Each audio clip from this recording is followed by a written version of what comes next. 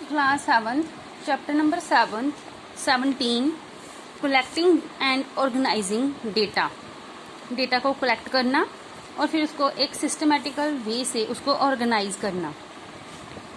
तो इस चैप्टर में डेटा को कैसे ऑर्गेनाइज कर सकते हैं, अगर हमारे पास ह्यूज डेटा है तो उसको कैसे ऑर्गेनाइज करना है वो चीज़ हम इसमें डिस्कस करेंगे। उसके सेंट्रल टेंडेंसी को कैसे मेजर करना है वो हम डिस्कस करेंगे। मीन, मीडियन, मोड कैसे फाइंड करते हैं, रेंज कैसे फाइंड करते हैं, ये सारा कुछ अब हम डिस्कस करेंगे। तो सबसे पहले आपका जो टॉपिक है वो है पेज नंबर 227 रेंज। अगर मेरे पास कोई सर्वे हुआ है उसमें इतने सारी मतलब स्टूडेंट्स हैं, 20 स्टूडेंट्स हैं, उनकी हाइट दी हुई है, तो मैंने रेंज निकालनी है कि कहाँ से लेके कहाँ तक है। तो रेंज के लिए कैसे निकालते हैं, ये रेंज का फॉर्मूला है हाईएस्ट वैल्यू में से लोएस्ट वैल्यू को माइनस कर देते हैं। Highest value minus lowest value, उसको क्या बोलते हैं, रेंज। ये आप टिक कर सकते हैं अपना फॉर्मूला। सेकंड है अर्थमेटिक मीन। जब हमने डेटा जो दिया हुआ है उसकी सेंट्रल टेंडेंसी निकालनी है, उसकी एवरेज निकालनी है, एवरेज वैल्यू कितनी है, तो हम सेंट्रल टेंडेंसी यूज करते हैं। सेंट्रल टेंडेंसी, अब सेंट्रल टेंडेंसी में फर्स्ट मेरे पास है अर्थमेटिक मीन, रिथमेटिक मीन भी बोलते हैं हम इसको, रिथमेटिक मीन। रिथमेटिक मीन का क्या फॉर्मूला होता है, कैसे निकालते हैं, मतलब बहुत सारे नंबर दिए हुए हैं, जैसे ये नंबर दिए हुए हैं ऐसे सीक्वेंस वाइज, हमने इसकी रिथमेटिक मीन निकालनी है। तो सारे नंबर्स को प्लस करो, sum of all observations divide by total number of observation. कितनी है टोटल, ये 1 2 3 4 5, मतलब सभी को प्लस करके 5 से डिवाइड कर देंगे तो मेरे पास इस सीक्वेंस का, इस डेटा का मीन निकल आएगा, मीन। नेक्स्ट है मीडियन। मीडियन के लिए जो भी डेटा दिया हुआ है, जैसे आगे पीछे करके दिया हुआ है 12 15 13 ऐसे सारा, इसकी बोल रहे हैं मीडियन निकालो। तो सबसे पहले इसको असेंडिंग ऑर्डर में करना पड़ता है, मतलब छोटे से बड़ा। पहले 7, फिर 10, 11, 12, 13, उसके बाद 14, 15, 17, 19, 20, 25, ये कर दिया इसको इंक्रीजिंग ऑर्डर में। अब इसके बाद मीडियन का मतलब होता है मिड। पहले काउंट करो कितनी है ये, 1 2 3 4 5 6 7 8 9 10 11 11 है, मतलब आप 5 यहाँ से छोड़ दो, 5 यहाँ से छोड़ दो, तो जो सेंटर में है, मिड में आ रहा है बिल्कुल, उसको मीडियन बोलेंगे। तो मीडियन कितनी आ गई इसकी, 14।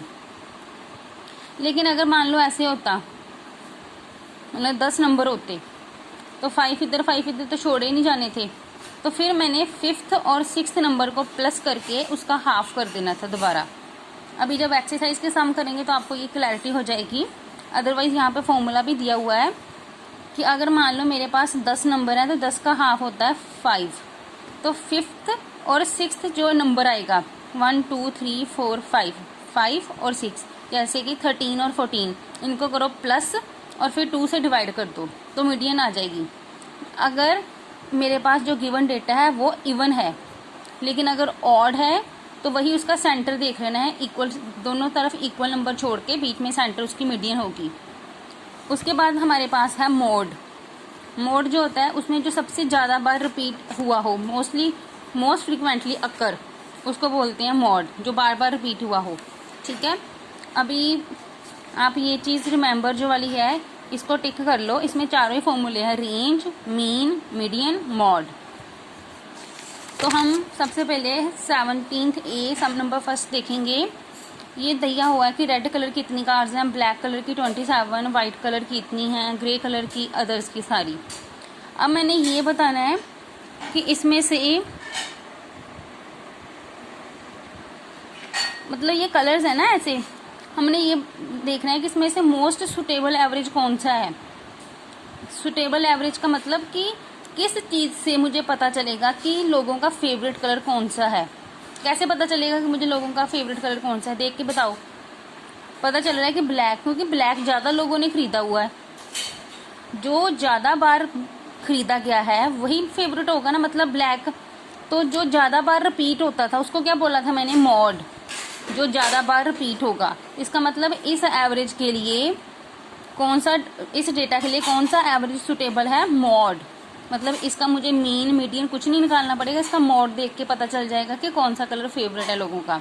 और कितना है वो मॉड, जो हाईएस्ट वैल्यू है इसमें 27, तो 27 इज माई आंसर। ठीक है, मॉड का मतलब होता है जो ज़्यादा बार रिपीट हुआ हो। Black colour is more time repeated then other colours, तो इसलिए लोगों का ब्लैक कलर ही फेवरेट होगा जो कार ओनर्स हैं। तो कैसे पता चल रहा है मुझे, जो सबसे ज़्यादा बार आ रहा है, तो जो चीज़ ज़्यादा बार अक्कर करती है उसको मॉड बोलते हैं, मॉड। तो दैट मीन्स इस क्वेश्चन में जो एवरेज है वो कौन सी है, मॉड। और कितना है उसका आंसर, 27। अब इसके बाद ये सेकंड क्वेश्चन देखो जिसमें रेंज, मीडियन, मीन, मॉड सारा कुछ निकालना है। देखो इतना सारा डेटा दिया हुआ है, सारे नंबर 13 नंबर्स हैं। अगर आप ये काउंट करोगे ना तो 13 है, यहाँ पे दिया भी हुआ है। तो सबसे पहले निकालनी है रेंज। सबसे पहले मैं क्या करूँगी, मेरे पास ये इंफॉर्मेशन गिवन है,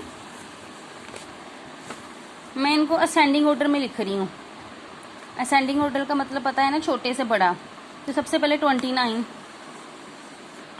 दो बार आया, दोनों बार लिखना है 29, उसके बाद 31 है, फिर यहाँ से 32 है, फिर उसके बाद 35 है, लेकिन वो 1 2 3 टाइम आ रहा है तो 3 टाइम ही लिखना है।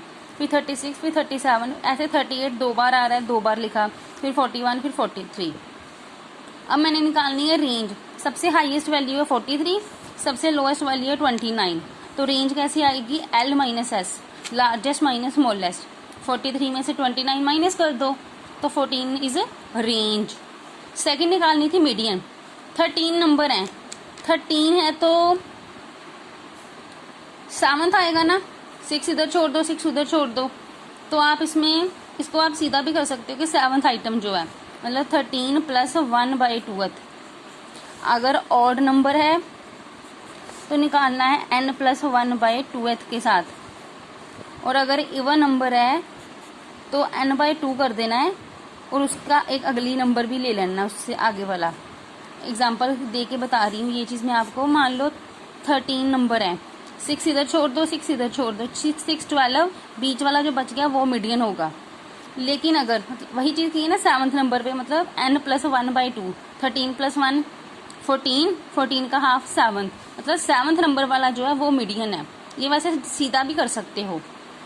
और इवन होता अगर मान लो 12 होता तो 12 का हाफ होता है 6, मतलब 6th और जो 7th नंबर पे है वो मेरे पास फिर उनको प्लस करके 2 से डिवाइड करना पड़ेगा, तो मेरे पास मीडियन आएगा। अगर आपको ये चीज़ नहीं लिखनी तो आप सीधा यहाँ से देख सकते हो 1 2 3 4 5 6 ये छोड़ दिए, 1 2 3 4 5 6 ये छोड़ दिए। जो यहाँ पे बच रहा है 6 इधर छोड़े हैं, 6 इधर छोड़े हैं, तो सेंटर वाला जो है वो मीडियन हो जाएगी। Median is 35, 7th item. उसके बाद निकालते हैं मीन। मीन के लिए जितने नंबर्स ये दिए थे ना, इन सभी को करना है plus sum of all values divide by number of values. कितने नंबर्स हैं सारी प्लस करनी, 29, 31, 32 ऐसे सारी मैंने लिखी है यहाँ पे। और कितनी थी ये काउंटिंग में, गिनती कितनी थी इनकी, 13। तो 13 से डिवाइड करके 35.30 आंसर आ रहा है मेरा। मॉड होता है जो ज़्यादा बार रिपीट होगा। इसमें देख के बताओ ज़्यादा बार रिपीट हो रहा है, ये नहीं कहना कि 43 सबसे बड़ा है वो मॉड हो जाएगा। जो रिपीट हो रहा है बार बार 35, 35, 35 3 बार आ रहा है, बाकी जो है कोई 1 बार कोई 2 बार आया है, ज़्यादा बार रिपीट हुआ है 35, तो मॉड कितना आ जाएगा इसका 35।